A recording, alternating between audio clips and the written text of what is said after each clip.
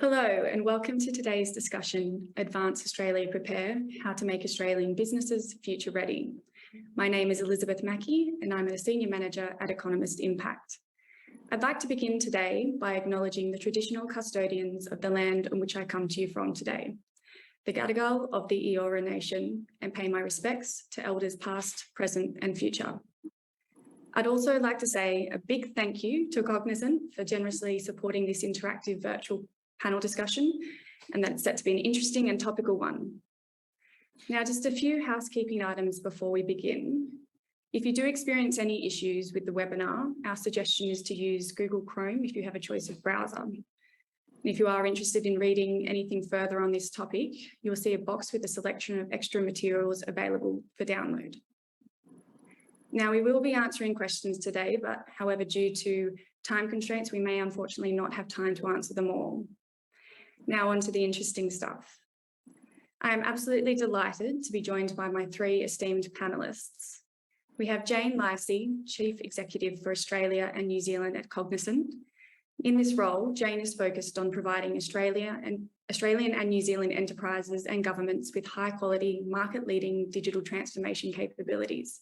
She joined Cognizant in August 2020 from PwC, where she led the technology consulting practice in Australia and served as Chief Executive of the Strategy, Consulting and Global Technology Leadership teams. We're also joined by Michael Roseman, a professor at Queensland University of Technology. Michael is globally known for his work in the areas of process management, innovation and trust. He has published 9 books available in 5 languages and more than 350 refereed papers. He is also the Honorary Consul for Germany in Southern Queensland.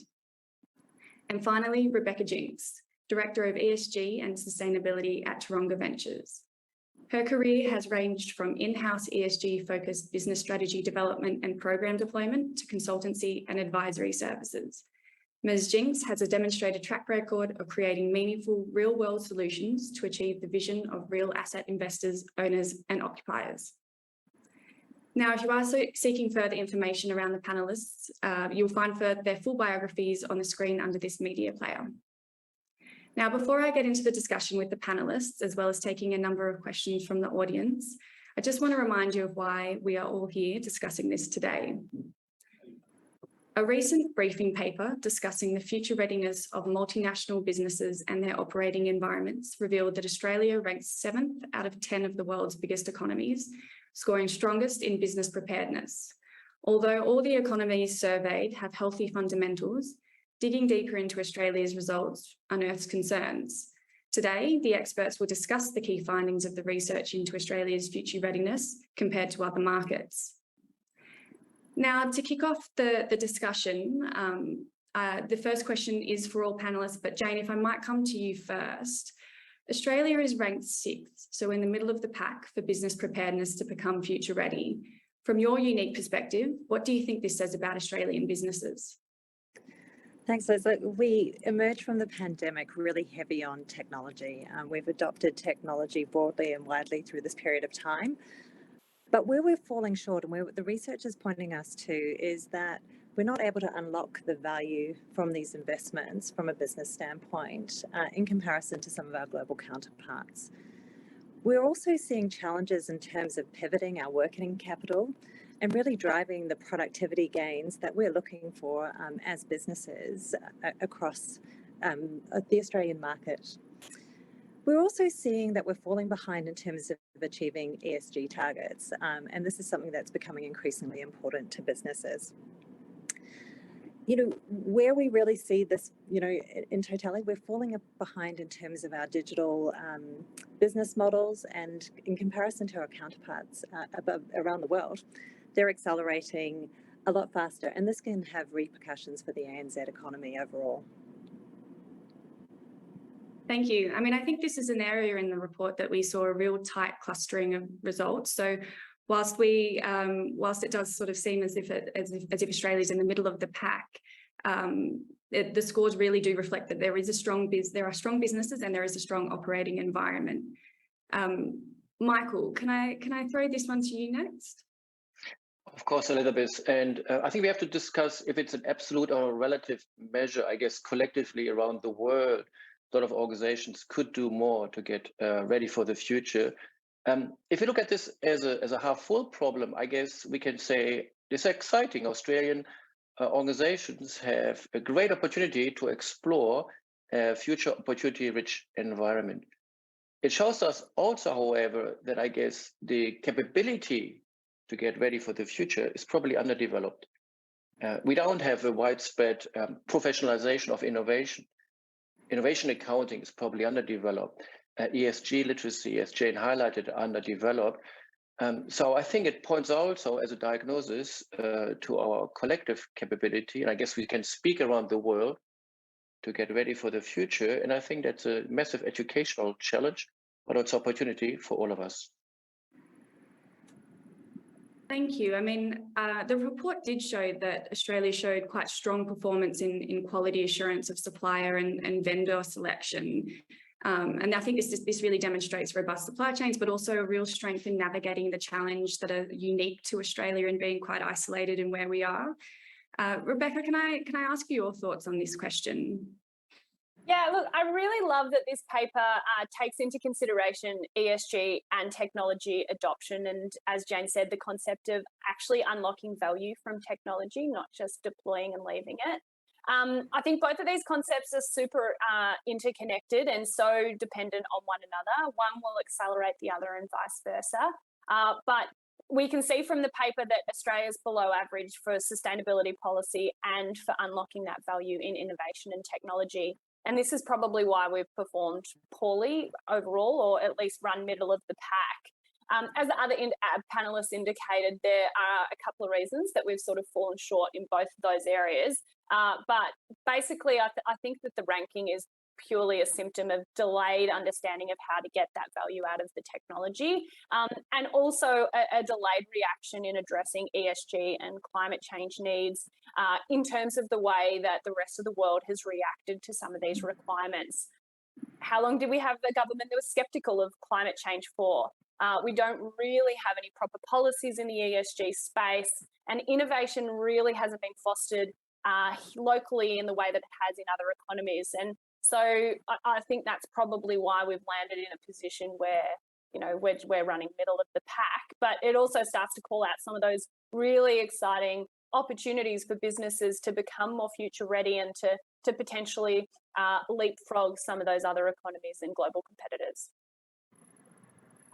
Thanks, Rebecca. You've raised some really interesting points there around ESG and sort of a lag in policy, which we'll come back to. But I think we'll just take this opportunity to just dig into the reasons behind why Australia wasn't ranked higher and what you think that we could be doing to be further along in this process. Do you want to kick off on that one? Yeah, cool. Look, as you know, my interest is really that intersection of ESG and technology innovation, which is why I was so excited about this paper. And I'm really focused on how those two pieces of the pie come together and bolster each other. So, you know, when I read the report and contributed to it, I guess when I considered the external environment pillar that's outlined here, we can see that although Australia performed well for stability and business climate, it performed below average for ESG approaches and really unlocking that value in technology and innovation. So these two rapidly evolving areas that as a country we can really look to improve are really why I guess I have a job, which is a really exciting evolving space to be in. They're two super complex problems that can be leveraged to, as we said, sort of build up the other. But they also offer broader business function. They deliver efficiency and effectiveness and generally can help us to operate more effectively. So do we need to reduce costs? How can we think about ESG and technology and digitalization? Do we need to attract new talent? How can we leverage ESG and technology and digital adoption and new ways of working? And that will naturally contribute to the ongoing success and resilience and longevity of the businesses that we see in the Australian economy. So basically the external environment pillar that's referenced in this paper is the enablement of future readiness. So again, technology and digitalisation, those non-financial factors that really drive innovation and cost reduction. And they're really integral to ensuring that we do have a future ready economy. Again, as I said, it's the reason that we've sort of run middle of the pack. We can see a lot of other evolved economies that have those policies coming out, but also organisations that aren't just thinking about complying with the law. They're going above and beyond in the social space. They're really deploying technology to make sure they have the controls to reduce their carbon footprint, to reduce their waste footprint, and to make sure that they have that resilience to climate change, whether that's the direct threat to a physical asset or whether that's some of those transitional threats that are likely to come through, whether it's being affected by the EU taxonomy or any local regulation that's going to come through eventually. So basically what I'm trying to say is that if we want to be more future ready as an economy and for our businesses, we can really look to and lean on the concepts and the principles that underpin ESG and sustainability and sustainable ways of working to, keep our people safe, to keep our businesses resilient, and we can really use technology as a lever to pull for that. Yeah, thank you. Some really interesting remarks there. And I mean, I think you're quite right in pointing out that with a lack of government policy, we've really seen sort of the private sector and industry just getting on with it. Jane, can I ask you your thoughts on this? Yeah, and look, just to build on what Rebecca was saying is that we're absolutely seeing, this is a self-assessment by businesses in our market. And what we're clearly seeing in the responses is, 90% of respondents feel that businesses have a responsibility to society. Similar numbers of respondents, 90% feel that we have a responsibility for sustainability.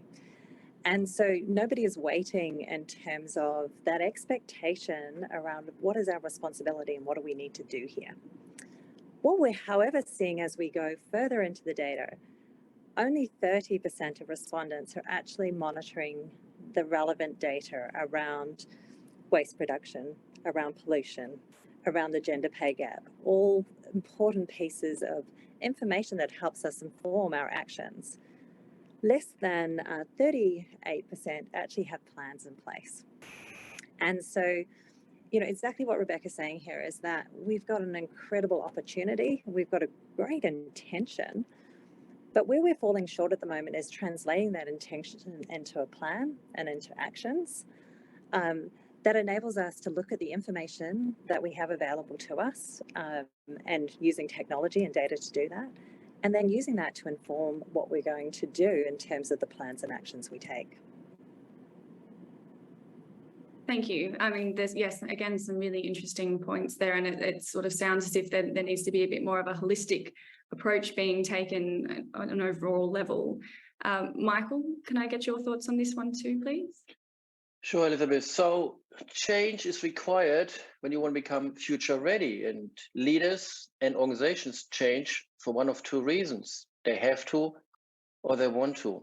There's a sense of urgency or a sense of ambition. And urgency either comes from people, customers voting with their feet or money, or policies. You see European countries that aggressively evacuate certain types of energy sources, giving birth to renewable energies, for example. You see countries where individual customers vote with their feet and create a sense of urgency. I guess COVID has seen a sense of urgency, but it was often short-termism. We needed to create a short-term solution. And for a lot of organizations, the new normal looks very much like the old normal.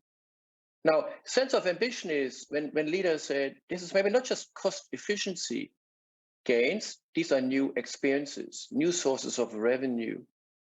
And I think both sides probably were a bit underdeveloped in Australia. And when you look at the Australian economy, we are weathering quite well. And without a sense of urgency and a sense of ambition, you're very happy to live your daily practices. And what I would encourage, if it's either not coming from customers or policy, it's up to our leaders to carefully consider what is our sense of ambition. And if technology less and less becomes a bottleneck, I very much assume it's the ambition and not technological constraints that will hold us back. Yeah, thank you. I mean, one of the areas, and Michael, I might stay with you for this sort of point in question. one of the areas the report references is issues with accessing talent here in Australia and putting poor workforce productivity and ill-matched skills, as well as the inaccessibility to higher education at the heart of it. We also know, though, that these labour shortages are being felt on a global scale. And so I think there's a really interesting question here around what Australia could be doing to build and attract the relevant workforce, particularly to harness the power of technology and off the back of the pandemic, as you've just noted. And I guess in the context of also looking to transition to less carbon intensive industries and putting ESG objectives as a priority. It's a very good question. We need to extend that question, however, I feel. It's not just about attracting talent, it's about nurturing talent. And the global pool for talent is, as we all know, severely constrained. What we need to do is find a way that those individuals, the workforce that we have, understands technology potential, becomes climate literate, has ESG skills as required. And in the future, organizations probably have to go beyond ensuring financial and physical well-being, but also will play a role when it comes to educational well-being. I personally very much believe that learning fast, is also a new source of competitive advantage. And the need for organizations to not just rely on the next generation of talent, but to ensure that in some cases, the thousands or tens of thousands of individuals we have truly understand requirements and possibilities is an entire new obligation. And that requires that roles like a chief learning officer, the capability to sense what we need to know and to upskill quickly will grow, because we will not be able to rely purely on sourcing domestic or global talent. Yeah, I mean, I think one of the key outcomes of the paper was around the fact that business need to be investing in employee reskilling as well as upskilling, and that's both to sort of mitigate the crunch and to also retain workers as on a global scale that it's becoming more and more competitive. Jane, can I ask for your views on this question? It's really fascinating in terms of transformation of organisations and the type of talent that is needed to unlock value, to either unlock value from technology, to deliver new products and services. That needs the technical expertise, the digital, the experience design. It needs really deep business knowledge, and it needs to come together.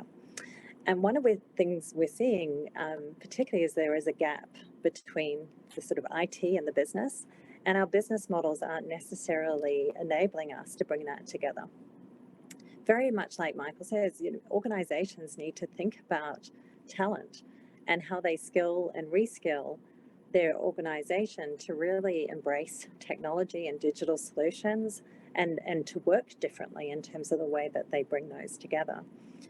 There's also a huge opportunity to look outside our own doors and to where can we unlock talent and create learning opportunities. And in a very similar way that organizations are very focused on their role in society, it is thinking about how do we reach into Australia more broadly and unlock talent pools that maybe haven't had the opportunity to be trained in technology. At Cognizant, we're working a lot with universities, but also with schools.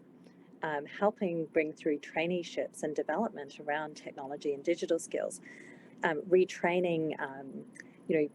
We have refugees that are coming into the country that bring great skills and talent, but maybe haven't had the opportunity. Mothers returning to the workforce.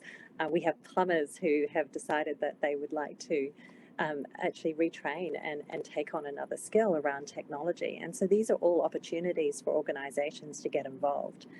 But we are behind in Australia in terms of our digital talent. We've been incredibly reliant on global talent pools to support us in our digital and technology needs. So there's not a quick fix here, but something that we all need to get our focus on because it's going to take a collective effort to really start to lift those talent and that learning, as Michael highlights, across Australia to ensure that we have the skills that we need to take us forward in the future.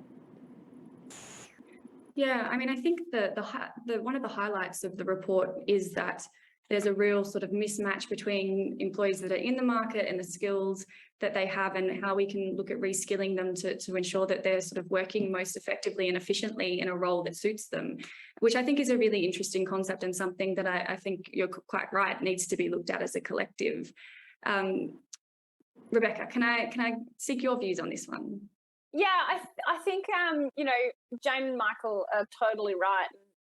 We know that we don't necessarily have the digital talent in our local market that we need, but I think, you know, on the flip side of the coin, organisations also need to think about how do they leverage technology to access the talent that we have in the market that we have. Atlassian, you know, recently said that they were going on a national tour with their bus and they're calling it #WorkFromAnywhere or something like that. And they're going to all these regional cities, they're going to the capital cities, they're going to find people that have an interest in the roles that they have advertised. They're going to give them the computer, they're going to enable them technologically, and they can work from wherever they want to work from. And then all of a sudden, they have just opened up access to these people that have to work in a regional community because they have a sick parent, or they have whatever the requirement is for them to work outside of a capital city. All of a sudden, you've opened up that talent pool, right? So how do we use technology to access the people that we have in country? But also, you know, to start to train them as well, and to understand that there is that sort of remote working requirement. I think the other really interesting thing that I see, and I'm often working with clients on, is how do we understand the value proposition of an organisation to attract some of that talent? There's a shortage, there's a fight for talent, and now it's a buyer's market. And so if I'm looking for a job, I am values-based, and I want to find an organisation that is going to have similar value propositions, is going to contribute something positive to the community that I believe in, something that gets me up in the morning, something that energizes me through the day and keeps me working through those hard moments. And so we now have the opportunity as employees to make that decision. And so organisations are looking to their sustainability and their ESG strategies and their ESG propositions and programs to start to talk to the market and their employees about, if you work for me, you will give this back to the community and you will feel good and you are doing something positive. So how do we look at ESG as not just sort of a compliance thing that might give us a better debt profile, that might open up more equity for us, that we kind of have to do because there's some sort of regulation and people are talking about it, and actually actively using some of these environmental and social principles to attract that talent and not just do good and be good, but to make our people feel good and to keep our people longer and open ourselves up to talent that may not have already been there. Yeah, some really interesting points there. And I think what is, what's most interesting about sort of one of the figures that came out of the report was that 85% of businesses said that they were still experiencing talent shortages, and that was resulting in them not being able to operate at full capacity. And so thinking innovatively about how you can bring people on board and what you're actually offering, and as you say, it's sort of an employee's market at the moment, thinking innovatively about how you can attract people, I think, it sounds like a really interesting way forward. Rebecca, I might stay with you for this next point in question. The report highlights government policy lagging behind business activity on ESG, but there's undoubtedly been a shift in approach towards climate change and the clean growth agenda since the federal election, earlier this year.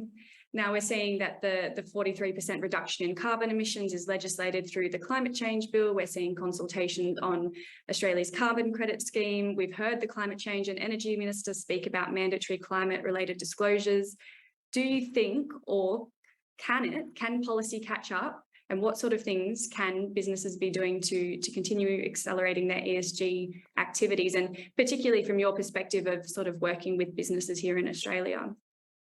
Yeah, I think this is a really interesting question that we need to keep thinking about.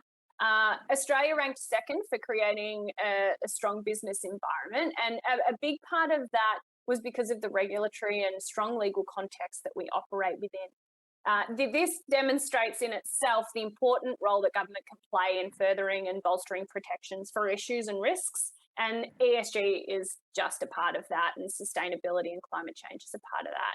So with the right leadership and ambition, policy will be able to catch up. We've seen it happen in other markets globally. And this government, as you said, we've just had an election.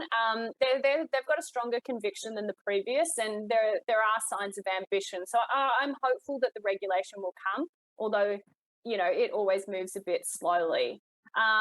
If we think about what's happening today, we see the Australian Sustainable Finance Initiative working on a taxonomy. The group are presenting in government. They're working with other disclosure bodies locally and globally to ensure alignment with the International Sustainability Standards Board, the EU taxonomy as well.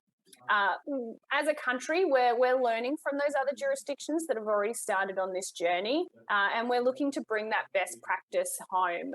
Particularly at the moment, the focus here is really around transparency and disclosure in the ESG space.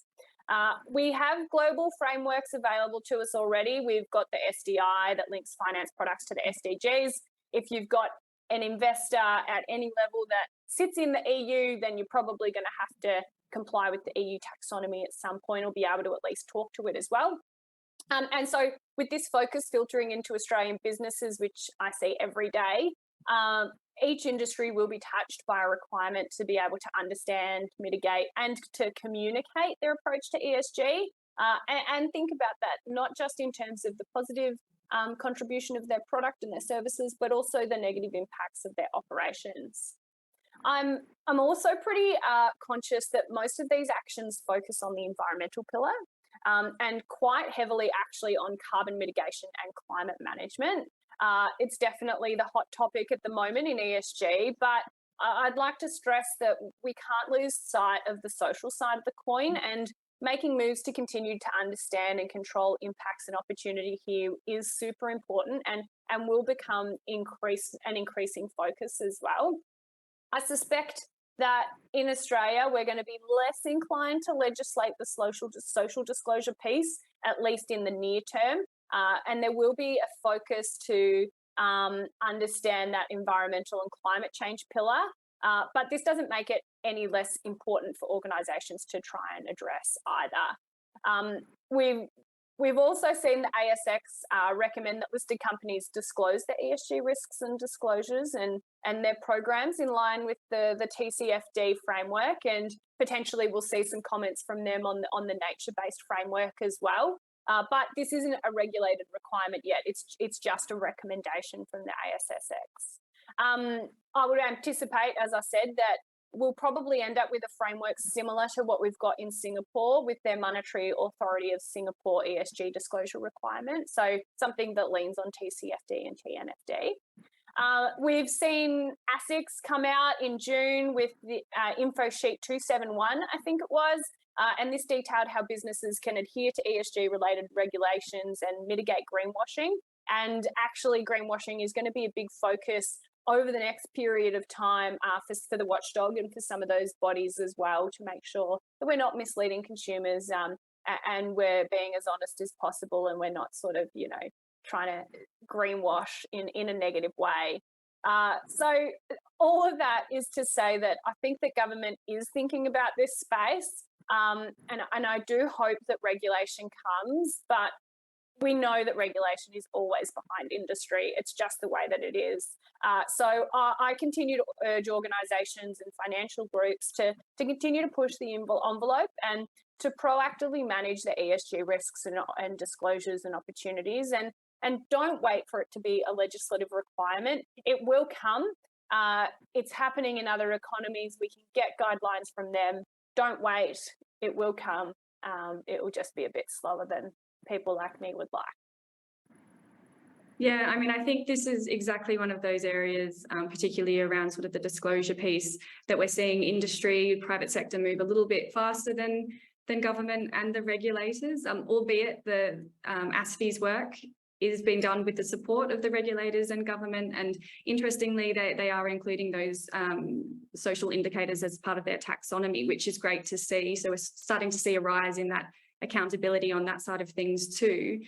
Michael, can I seek your views on this question? Absolutely, and I like to reiterate what Rebecca said. This is not about compliance, that's a competitive opportunity, competing for talent and competing for customers. And I guess those organizations that are purely reactive and reacting to the next regulation will definitely have a disadvantage. And we see this with our very own students who truly want to change the world and not just have a self-fulfilling career now. So if you want to compete for talent and or customers, ESG has to become a priority, and ESG will require different types of governance. Governance that we are probably not used to, and decision-making processes that are not one-dimensional anymore. There won't be any longer just quarterly monetary targets that need to be satisfied, and making decisions that are multidimensional, that combine quantitative and qualitative, monetary and monetary, not non-monetary decisions, is something that is probably requiring an entirely new set of capabilities. Nevertheless, I believe policies can make a change. You look at Norway and the way this country incentivized the uptake of e-vehicles. You look at other European countries and the way they constrain, let's say, packaging in retail outlets, where literally as a customer, you can leave every single piece of packaging at the retail store, and where non-recycling is just unthinkable. So that puts a lot of constraints and accelerates the design of recycling logistics, which we probably don't have in place right now here in Australia. So I think it would be an interplay, again, of talent voting with their available work for those organizations that have the right attitude, customers voting with their money, and I think policymakers who have a chance, if there's a sense of ambition, to either incentivize or constrain decision-making. Yeah, thank you. Some really interesting points there. Jane, in the report, you've called for greater innovation of frameworks to support the ESG agenda in Australia. What are your thoughts on where the policy can catch up and the sort of things that businesses can be doing? Yeah, look, I think it comes back to something that Michael said earlier around the sense of urgency. And so if we sit and wait for regulation and policy, there's a really big opportunity that we're going to miss. And we're seeing some great examples in Australia with responsible lending, around sustainability, some really big shifts that are happening from a social standpoint in relation to inclusion and diversity, which really starts to pivot us to move forward. We've had a history of where we don't feel the sense of urgency. We typically wait. Other priorities take hold, and particularly when we have things like a pandemic, which can be really, a key event of shifting priorities, we lose that momentum very quickly. So when we look at what is happening at the moment, what can we do? How do we start to think about bringing that sense of urgency? But also, I think Michael also highlighted a slightly longer term view in terms of where we're going as a business. So how do we differentiate ourselves as organizations in terms of the products and services that we're offering our consumers, and in terms of those being delivered in a way that have maximum impact in terms of the benefit to the consumer, but minimum impact in terms of the impact on society and the impact, particularly from a sustainability standpoint, but also a social standpoint. So how do we bring this urgency into our responsibility? How do we then think about getting that speed to value in terms of how do we approach the market and start to deliver on some of these promises? One of the big things in terms of innovation at the moment is actually quite simple. We have a huge amount of data. As organizations, if we're a mining company, we have, huge amounts of equipment, operations that are happening and collecting data, every moment of the day across this. That is giving us a lot of insight into what is the impact we're having. What are the emissions that we are creating? What is the waste that we are generating? Businesses have very much relied from an innovation standpoint on algorithms and predictions around their impact. But the reality is we have a lot of data that we can garner insight from that will help businesses really have both the confidence once the regulations come around their reporting, but also what are the actions that we can take. And when you start to look at that data and insight, it starts to generate that sense of urgency because you can really see what is happening within the operations. There's definitely cost savings benefits from operating more efficiently and effectively. There are benefits in terms of that impact on society. There is huge benefits in terms of talent and the way that we're coming through. But a lot of the innovation really comes from understanding the data and taking the action. We are seeing organizations in Australia, there's sort of 80% adoption of cloud and data. We're seeing really good adoption of AI and machine learning. So, we are in Australia embracing all of the tools that can help us with this innovation, but it's really about how we apply it. Thank you. Yeah, I mean, I'd like to stay on that point that you've just made there, Jane. And it's sort of around, I guess the next question I have is around how technology can be used to activate business ESG programs and vice versa. What benefits can ESG offer to the technology community? Yeah, absolutely. Look, when we start to kind of come down those layers, and so in any type of transformation, whether it's related to ESG, if it's related to looking at core business operations, we're really thinking about what is the impact that we're trying to make, what's the outcome we're trying to achieve, and how do we best do it? And technology applied in its own right, without looking at the value that you're trying to create, really becomes technology for technology's sake, rather than putting forward lasting and impactful change. And this is really the key or the secret sauce to how do we get this working? How do we use what we've got in our kit bag? Because we have invested heavily as Australian businesses to really adopt technology, but how do we take that and think about that meaningful impact that we can have and the insight that we can derive and how the tools can help us in terms of the actions that we need to take. And there's some really, we see great examples. At the moment, one of the biggest ones is just around, what is the impact and the effectiveness of our supply chain? Supply chain is a huge topic at the moment, but it's not just about, if I'm a supermarket, I'm not only looking at how I get fruit and veggies, from the farmer to the store, but how do I minimize wastage? How do I actually make sure that where we have excess supply, we are creating the right opportunity to utilize that supply? And it's great to see our retailers working with charitable organizations, etc., to ensure that we're minimizing waste and that we're getting that supply to people who can use it, that excess supply.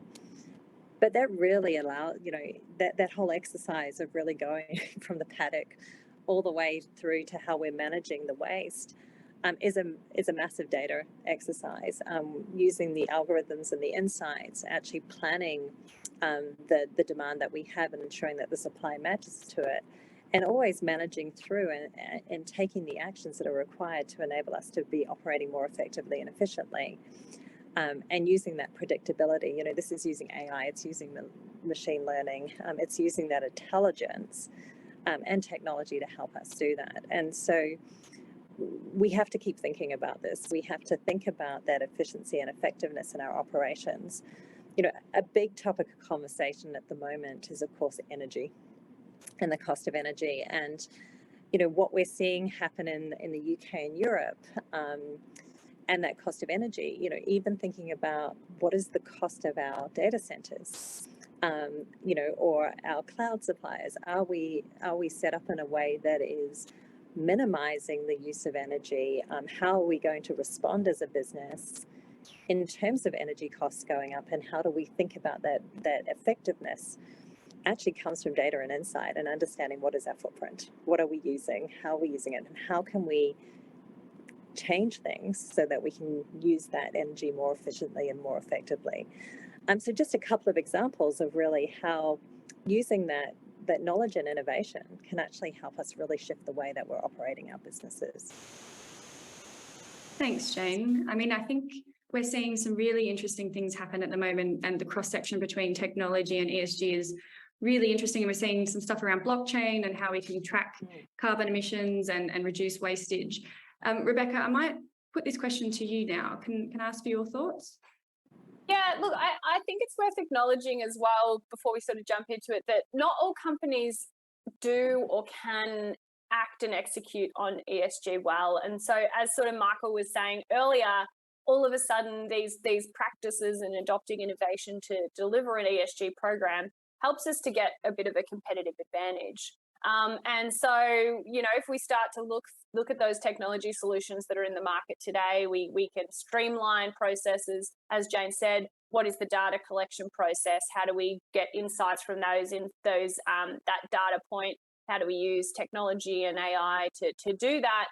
But then how do we actually deliver solutions, real world on the ground solutions that are going to reduce that impact and deliver that value that we're looking for when we're collecting that data? And I do believe that Australian businesses can leapfrog the competitors by doing this.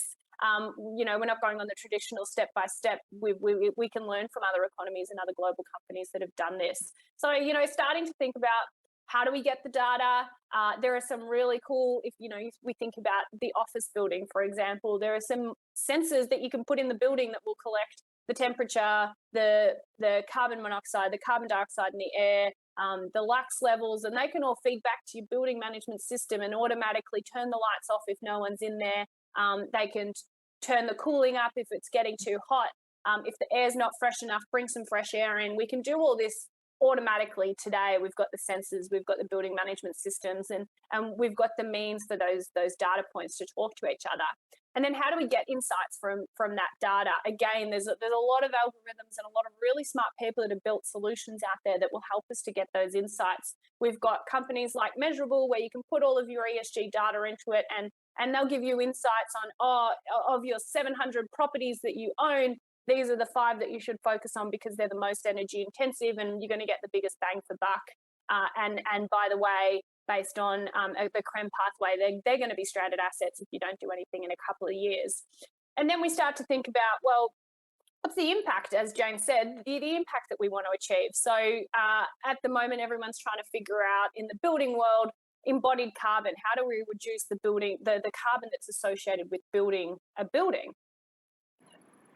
Low carbon concrete. Concrete, it contributes like 14% of that embodied carbon. So we have companies like CarbonCure today that are out in the market selling concrete to building sites.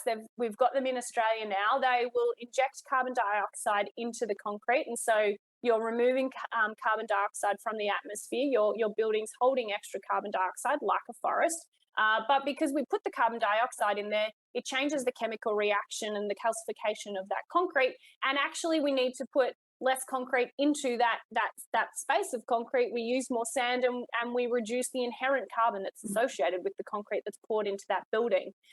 So, you know, what are we trying to achieve, as Jane said, and then matching the technology solution to that problem statement. There are so many cool businesses out there today that are doing things like this, that have real world application. They're a proof of concept. It's just about Australian businesses, I think, becoming comfortable with using them. One of the biggest things I see today is that idea of de-risking a new product or a new technology. There might be a couple of POCs out there, but really we're a bit nervous to be the first mover. I think Australian businesses need to find a way to be comfortable with being uncomfortable. The only way that we're going to make the changes that we need to make in the time that we have left is by taking a little bit of a risk on some of these new technologies and innovations and the new ways of working. I mean, all we have to do is look at the social space, right? It's really confusing for most people. What is social value? I can't track it on a meter. I can't measure it. I can't see the waste in the bin. So what is it? There's no proper quantified metric. It tends to be a bit qualitative. We've got companies like the Social Value Portal out there that are looking to put numbers on some of these qualitative points, so that as businesses we can say, okay, I've built a hospital. I've got so many private beds in that hospital, and I've delivered this value to the government and to the public healthcare system because I've taken pressure off the public healthcare system, and that's worth X dollars to the community and to the economy. So there are systems out there, there are technologies and solutions that are helping us come to terms with some of these pretty wicked problems that previously we've had challenges talking about and diving into. So, you know, just thinking a little bit differently about what am I trying to achieve and how am I going to do that, and how we're going to execute on those solutions. I spend almost every day trying to match a problem with a solution, and almost always those solutions tend to be innovation and technology in the ESG space. I guess the flip side of that, though, is, and I think you mentioned it in the question, not just the value that can be delivered, but what is the risk with technology? You know, Jane said that we've got data centers and we're going to have like this huge upsurge in data storage requirements. Data centers are hugely energy intensive. They're hugely water intensive and they generate waste. So how do we try and bring down the carbon intensity of our data and of our technologies to try and mitigate climate change? What are those energy efficiency solutions? What are those automation solutions? But also, again, you know, the supply chain. We don't want slave labor or child labor in the mining of the minerals that go into the racks that are storing the data in our data centers. We don't want to be promoting those communities. So having a responsible thought through the supply chain is also going to be really important as we uptake and increase the amount of technology that we have in our ecosystem and in the way that we do work. So I guess as organisations and as a community, look at some of these new innovations to deliver ESG value and to get you to your goals, but also interrogate them. Think about what's involved in their delivery and their maintenance, and if there's better ways or smarter ways to work with some of those suppliers and companies to reduce that impact as well. So consider the positive and the negative impacts of doing business. Thanks, Rebecca.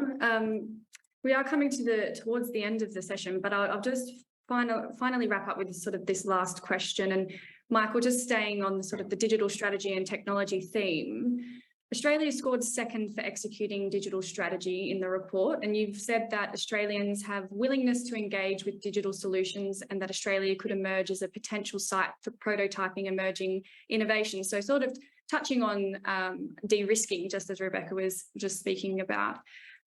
However, we then see Australia ranking in the middle of the pack for overall technology and innovative ability, and the last for well-targeted technology adoption. From your perspective, how do we explain this disconnect?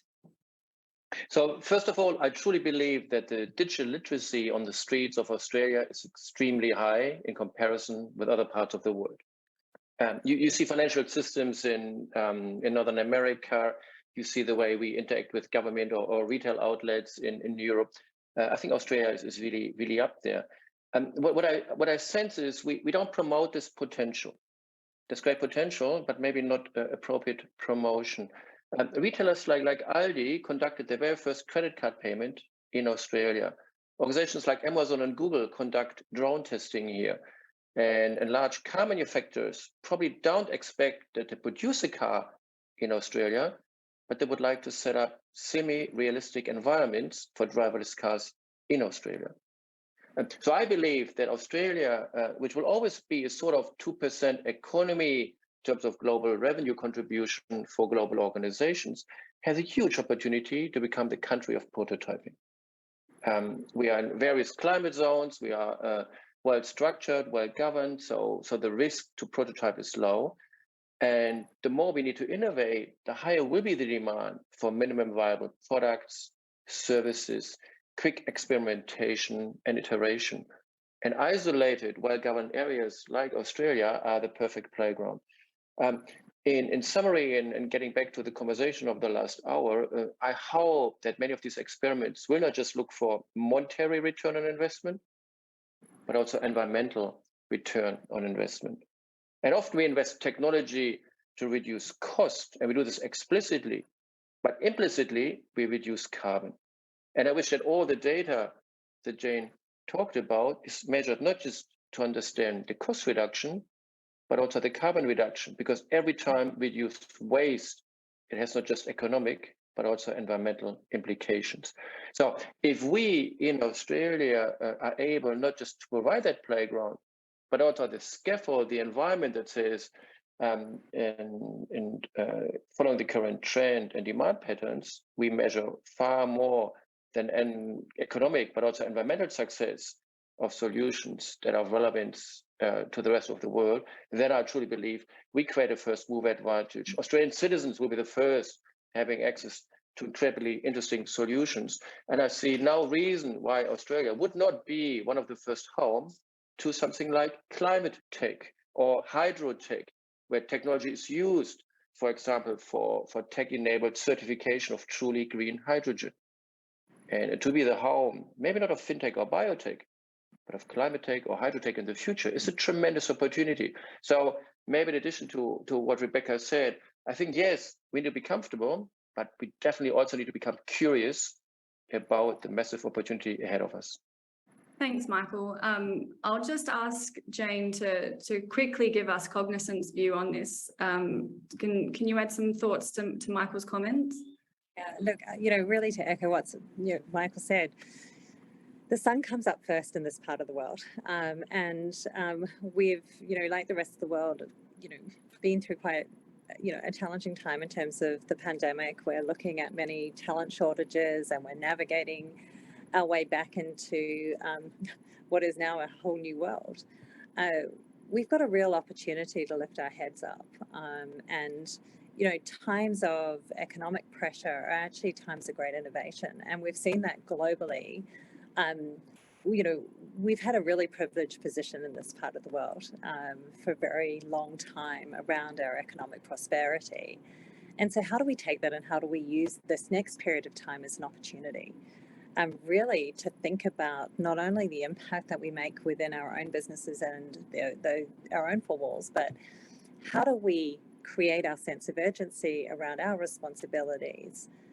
And how do we look out to the broader world and think about the impact that the Australian market can start to have? And some of the innovations that we're creating there, ensuring that we're actually exporting those out and that we're thinking about that broader impact. This could be an incredible time of opportunity for us. And we're super excited. It's not a negative thing. Actually, this is a great self-assessment of where we are. And you can see the strength in terms of our intentions around the impact that we have in society, around the adoption of digital. As Michael said, we've got incredible digital literacy and we love to adopt technologies. But it's really time for us to really accelerate and advance. And we need to be prepared for that. And we need to think about our plans and our strategies and how we take what we inherently know is something that is critically important to our businesses and to our society and to the globe. And what role do we want to play in that? And how do we take it forward? So, I think it's an incredibly exciting time for us here in Australia. And I think, the research is really highlighting for us that not only do we have an incredible opportunity, but we've got a bit of work to do to make sure that we harness that opportunity. Thanks, Jane. And I certainly mirror your thoughts on that. There's lots of opportunity here, and sometimes we get stuck in sort of looking at it from a very negative perspective. But as Michael said earlier, this is potentially a glass half full opportunity. And I'll just quickly sort of summarize some of the key takeaways from this discussion. I thank you all very much for your insightful comments. And I think we've had a really broad range of expert views here today. I think it's quite clear that tech adoption in Australia is not an issue, but we are falling behind in terms of ESG and digital strategies. And it's quite important that we are starting to look at linking ESG and tech in a more mainstream way and really unlocking the value of technology in achieving those ESG objectives. There's a real role here for businesses who do feel that they have a responsibility to society and sustainability, but they really lack the plans that are in place. So they need to be sort of doing more to be on the front foot and attracting the right talent and pulling together and I guess implementing adequately their digital strategies. On the talent front, there needs to be more done to attract and nurture that talent. That's quite clear. I think everyone agrees on that. It's a global issue, but there are ways forward, and we can be sort of creative in the way that we address the issues. And I think, as Rebecca said, we need to look at sort of unlocking those talent pools and getting people skilled up in digital and ESG skills. And there's the ability to leverage the technology opportunities there to allow people to work remotely, to access skills in remote communities, to be able to sort of move forward in a new, innovative way, and one that really, I guess, highlights the uniqueness of Australia as it is. And I think this is a point that you touched on, Jane, around the organisation's value proposition. They need to be sort of highlighting that more and doing more to attract people with the right skills. I think it's quite clear from the report and from the comments today that businesses have been, and this is partly due to COVID, I would suggest that businesses are thinking about the shorter term outcomes and just getting through that next stage, whereas we're now at a point in time where longer term outcomes really need to be considered, and tech and the cross section between tech and ESG objectives are where the opportunities lie. So I think, just to sort of summarise there, I think we've had a really interesting discussion here, and I really appreciate you all taking the time to speak with us today. And just to sort of thank you all individually, we have Jane Livesey, Michael Roseman and Rebecca Jinks here today. I would also note for the audience that you can find the details to download the white paper, Advance Australia Prepare, How to Make Australian Businesses Future Ready, in the console below. And a big thank you again to Cognizant for supporting this webinar. I think it's been a really interesting and insightful discussion. Thank you all for your time. Goodbye. Thank you.